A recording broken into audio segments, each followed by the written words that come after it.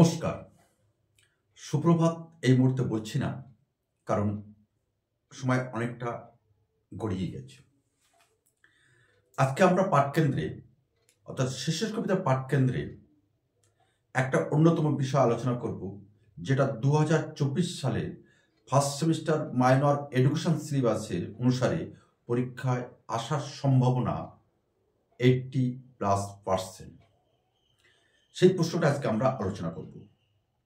আর তোমরা যদি এই মুহূর্তে আমাদের এই চ্যানেলে এসে থাকো, তাহলে প্লিজ সাবস্ক্রাইব করো আমাদের চ্যানেলটিকে, এবং বন্ধুদের মধ্যে তোমার হৃদয় যদি আমার এই আলোচনা স্পর্শ করতে পারে, তাহলে বন্ধুদের মধ্যে একটু শেয়ার করে দেবে। তোমরা দেখছো শেষের কবিতা সুন্দরবন ইউটিউব চ্যানেল। তো আজকে আমরা আলোচনা করব এডুকেশনের তোমাদের সর্বশেষ যে চ্যাপ্টারটা আছে, মহান শিক্ষাবিদ। আজকে আমরা আলোচনা করছি ফ্রয়েবেল। এই ফ্রয়েবেল, এই শিক্ষাবিদ, এই চ্যাপ্টার থেকে তোমাদের অবশ্যই টিকায় আসবে ফ্রয়েবেলের উপহার ও কাজ সম্পর্কে টিকা লেখো। তা সেই টিকা লেখার জন্য তোমাদের যেভাবে লিখতে হবে সেটাই আমরা আজকে আলোচনা করে দিই। তো প্রথমে তোমরা লিখবে, আলোচনার শুরুতেই আমরা বলে রাখি যে, বা বলতে পারি যে, ফ্রয়েবেল তার শিক্ষা পদ্ধতিতে অর্থাৎ শিশুদের শিক্ষা পদ্ধতিতে অর্থাৎ কিন্ডারগার্টেন পদ্ধতিতে আত্মসক্রিয়তার কথার উপর বিশেষ গুরুত্ব আরোপ করেছে। ফ্রয়েবেল কিন্ডারগার্টেন শিক্ষা পদ্ধতিতে আত্মসক্রিয়তার উপর বিশেষ গুরুত্ব আরোপ করেছেন। শুধু তাই নয়, শিশুরা যাতে স্বাধীনভাবে কাজ করতে পারে এবং দলবদ্ধভাবে যাতে কাজকর্ম তারা করতে পারে, এই কিন্ডারগার্টেন পদ্ধতিতে সে কথা কিন্তু বারবার বলা হয়েছে, অর্থাৎ এর উপর বেশি গুরুত্বটা দেওয়া হয়েছে শিশুদের। সেখানে শিশুদের ক্রিয়া প্রবণতাকে সামনে রেখে জীবনের সব কিছু কৌশল, দক্ষতা, অভ্যাসগুলি অর্জন করতে পারে। অর্থাৎ খেলার মধ্যে দিয়ে শিশু তার সমস্ত রকম দক্ষতা, কৌশল অবলম্বন করতে পারে। আর এই খেলা করা মানে কিন্তু একাকী খেলা করা যায় না, দলবদ্ধভাবে করতে হয়। শিশুরা শিখে গেল এখান থেকে যে একসঙ্গে সকলে থাকতে হয়। এটা কিন্ডারগার্টেন পদ্ধতির একটি অন্যতম বৈশিষ্ট্য। কিন্তু বর্তমানে আমাদের এই সমাজে বা গোটা পৃথিবীতে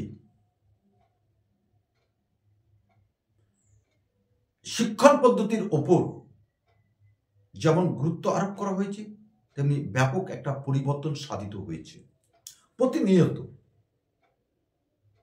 এই তো কদিন আগে, এই তো গতকালে প্রকাশ করা হলো, প্রাইমারি বিদ্যালয় থেকে সম্ভবত সেমিস্টার প্রথা চালু হয়ে যাবে। আর নতুন নতুন শিক্ষা পদ্ধতি যেহেতু এখানে গড়ে উঠছে, সেখানে কিন্তু এই কিন্ডারগার্টেন পদ্ধতি কিন্তু একটি অন্যতম পদ্ধতি। আর এই কিন্ডারগার্টেন পদ্ধতিতে বলা হয় কাজ বা বৃত্তি, ইংরেজিতে যাকে বলা হচ্ছে অকুপেশন। এই কিন্ডারগার্টেন পদ্ধতির অন্যতম বৈশিষ্ট্য হল বৃত্তি বা কাজ। কেন? শিশুরা খেলার মধ্যে দিয়ে যত আনন্দ পায়, অন্য কোনো কাজে শিশুরা কিন্তু সেই আনন্দ উপভোগ করতে পারে না। তাই কিন্ডারগার্টেন পদ্ধতিতে শিশুদের খেলার সাথে কাজের একটা সম্পর্ক, মেলবন্ধন গড়ে তোলা হয়েছে। আর এই কাজের জন্য কিন্ডারগার্টেন পদ্ধতিতে বিভিন্ন রকম পদ্ধতি কিন্তু অনুসরণ করা হয়েছে, যার মধ্যে অন্যতম হল কাগজের ফুল তৈরি করা, সেলাই করা, মাটি দিয়ে বিভিন্ন জিনিস তৈরি করা, এইগুলো। আর এই কাজগুলো করতে গিয়ে শিশুরা কিন্তু ভীষণ পরিমাণ আনন্দ উপভোগ করতে পারে, কারণ তার মধ্যে একটা সৃষ্টি আছে। আর সৃষ্টি থাকলে শুধু শিশুরা নয়, আমরাও কিন্তু একটা আনন্দ অনুভব করি। যেমন এই মুহূর্তে আমি এই ভিডিওটা তৈরি করে কিন্তু আমি নিজের মনের আনন্দ অনুভব করছি। সুতরাং এই যে শিক্ষণ পদ্ধতি মধ্যে দিয়ে শিশুরা, অর্থাৎ খেলার মধ্যে দিয়ে শিশুরা যে আনন্দ উপভোগ করছে, সেই আনন্দের অন্যতম উপাদান হলো কাজ। দ্বিতীয় পয়েন্টে আমরা আসব উপহার, অর্থাৎ গিফট। কিন্ডারগার্টেন পদ্ধতিতে শিশুদের উপহার দেওয়ার পক্ষে সওয়াল করেন বিখ্যাত শিক্ষাবিদ ফ্রয়েবেল। সেই সাথে তিনি ইন্দ্রিয় প্রশিক্ষণের উপর বিশেষ গুরুত্ব আরোপ করেছেন। আর সেই পদ্ধতিতে বলা হয়েছে যে শিশুদের পড়ার সাথে সাথে তার সামনে বিভিন্ন উপহার থাকবে, আর সেই উপহারগুলি হবে নানান আকারের, নানান রকমের, নানান রঙের। অর্থাৎ কেন বললাম আমরা এটা নানান আকারের? অর্থাৎ নানান আকারের তার কাছে সামনে তুলে ধরা মানে শিশু সেই সকল বস্তু বা বিষয় সম্পর্কে, তার আকার সম্পর্কে সে বুঝতে পারবে। নানান রঙের কথা কেন বললাম? শিশুরা এখান থেকে রং সম্পর্কে তার চেতনা চিন্তা উদ্ভব হবে। অর্থাৎ এখানে শিশুদের ইন্দ্রিয় প্রশিক্ষণের একটা ব্যবস্থা হয়ে যাবে। শিশুরা নিজেরাও জানতে পারবে না যে সে কিন্তু এই খেলার মধ্য দিয়ে সে একটা বিষয় শিখে গেল।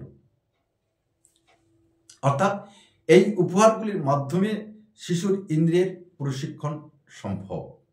তাই শিশুদের মধ্যে যত পারো তোমরা এই উপহার দাও। উপহার দিলে শিশুরা যেমন খুশি হবে এবং সেই বস্তু সম্পর্কে সেই বিষয় সম্পর্কে সেই উপহার সম্পর্কে একটা সুন্দর ধারণা গড়ে উঠবে তার মনের মধ্যে। আর সেই সঙ্গে ধারণা গড়ে উঠবে তুমি তার কাছে আপন মানুষ। সুতরাং ফ্রয়েবেল এই যে শিক্ষা দেওয়ার পদ্ধতির কথা বলেছেন শিশুদের, তার মধ্যে অন্যতম উপাদান হলো কাজ এবং দ্বিতীয় উপাদান হলো উপহার। ঠিক এই রকম, শুধু এই দুটো না, এছাড়াও ফ্রয়েবেল শিশুদের শিক্ষণ পদ্ধতির মধ্যে আরো 20টি উপহার কথা বলেছেন। এটাই ছিল আজকে আমাদের এডুকেশন ফার্স্ট সেমিস্টার মাইনর সিলেবাসের একটি অন্যতম গুরুত্বপূর্ণ প্রশ্ন, যে প্রশ্নটা কিন্তু তোমাদের এইবার আসার সম্ভাবনা প্রবল। আর এই প্রশ্নটা যদি তোমাদের ভালো লাগে তাহলে অবশ্যই আমাদেরকে জানাবে এবং বন্ধুদের মধ্যে শেয়ার করে দেবে। আর যদি প্রশ্নটা যদি খাতা না লিখতে পারো সেটাও আমাদের হোয়াটসঅ্যাপ করে জানাবে। আমি আমার যে শিশুর কবিতা blog.com আমাদের চ্যানেল আছে, সেইখান থেকে তোমাদেরকে আমরা লিঙ্কটা দিয়ে দেবো, সেখান থেকে তোমরা নোটটা তৈরি করতে পারবে। তো আজকে আমরা আসি, আগামী কোন এক সময়ে তোমার সাথে ঠিক আমার আবার হৃদয়ের মিলবন্ধন হবে। নমস্কার।